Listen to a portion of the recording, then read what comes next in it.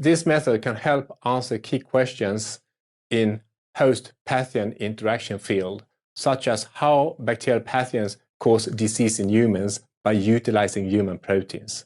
The main advantage of this technique is it can answer if any pathogen can utilize Vitronectin for establishing infection of the host.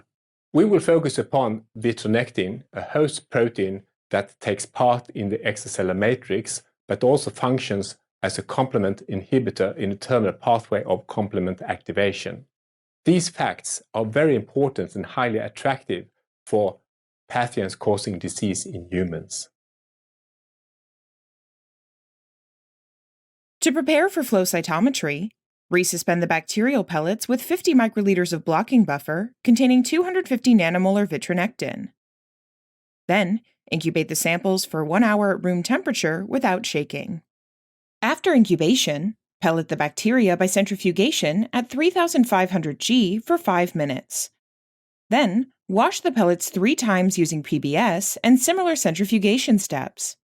Following wash, add 50 microliters of primary sheep anti-human Vitronectin polyclonal antibodies to the bacterial pellet at a 1:100 dilution in PBS-BSA. Incubate the suspension for 1 hour at room temperature. Then, wash the bacteria 3 times with PBS to remove unbound antibodies.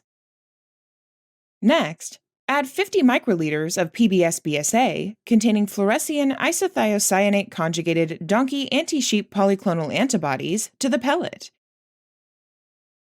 Incubate at room temperature for 1 hour in the dark.